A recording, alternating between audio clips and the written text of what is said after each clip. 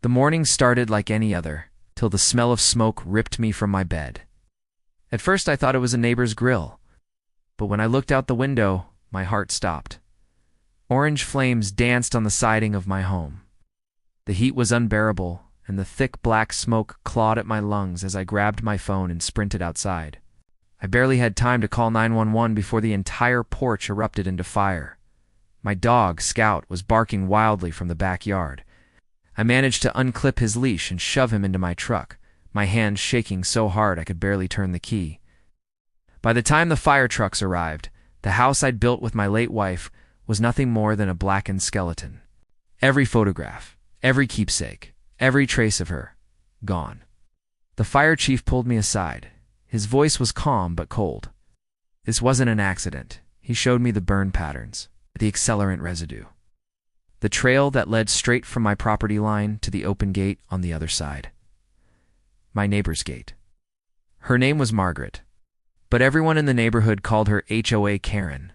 She was the self-appointed queen of our homeowners association, despite not even being on the board anymore.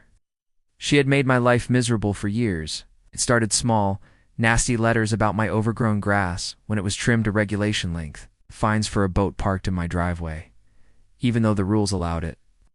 Then came the screaming matches over my dog disturbing the peace. And last week, she had stood on my porch, her face twisted in rage, shouting, "If you don't take down that ugly shed, I'll make sure you regret it." I'd laughed it off. That was my first mistake. The police took her in for questioning the day after the fire. I thought justice was finally here. But she walked free within hours. Not enough evidence, they said. I was furious. My insurance investigation confirmed the arson, but without someone physically catching her in the act, she could skate free. Then, 2 days later, I got a phone call from the courthouse. The HOA was suing me for property damage, claiming that the fire had scorched her fence and shrubbery. And guess who was the one filing it? Karen. She wanted to profit from burning my home down.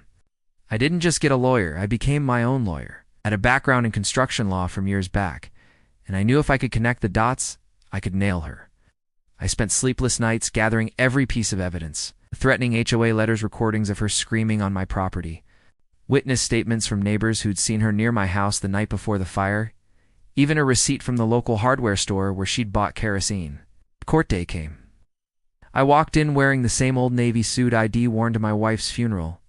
Karen strutted in like she was attending a garden party, a smug smile plastered on her face. The judge opened the floor. Karen's lawyer went first, spinning a tale about how I had neglected my property. The fire was an unfortunate accident that just happened to spread to hers. Then it was my turn. I didn't raise my voice, didn't point fingers. I let the evidence speak. First, the photo of the burn trail leading to her open gate. Then, the hardware store receipt with her signature. Then, the kicker. A neighbor's security cam footage showing her dragging a red gas can toward my property at 2:13 a.m. The courtroom went silent. Karen's smug grin melted into panic. Her lawyer tried to object, but the judge's gavel came down hard. Not only was her lawsuit thrown out, but the judge ordered her arrested on the spot for arson and destruction of property. As the bailiff cuffed her, she looked at me with wide, trembling eyes. "You ruined my life," she hissed. I just stared back. "You set mine on fire first." The next month, I got a call from the prosecutor. Karen had taken a plea deal. She'd spend the next 8 years in prison, and every penny she owned would go toward restitution. I didn't get my home back, but I got something just as important. Justice. And every time I stand on my new porch, looking out over the lake with Scout at my side, I know one thing for certain. HOA Karen will never burn anyone's world down again.